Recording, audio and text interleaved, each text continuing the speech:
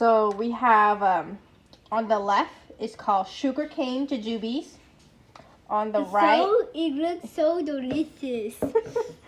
on the right we have Lee Jujube. So usually in the market, you usually see Lee Jujube and Ling commonly sold. I don't know which one is the one that on the left. Okay, the left, let me repeat. Listen, okay? It's called honey jar, okay? You see, it's a lot smaller than the Lee, okay? So, the one on the left is honey jar? yeah, it's called honey jar. And on the right, it's called Lee.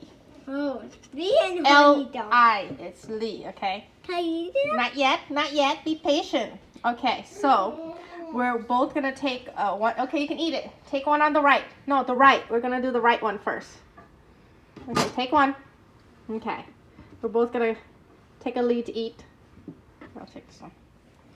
So it's really twice as large as the honey jar. It's not very sweet. Where is it? Okay. It's not very sweet.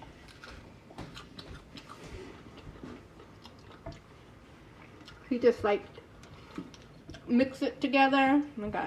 Okay. So we put this here, and we have. Now we're gonna try the honey jar.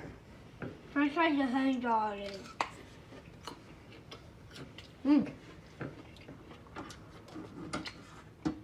It's sweeter. I had it a lot more sweeter than this the other day. Let me try this one. It's more wrinkly. Oh, where? Okay. Be more sweeter. Yeah. So, this honey jar usually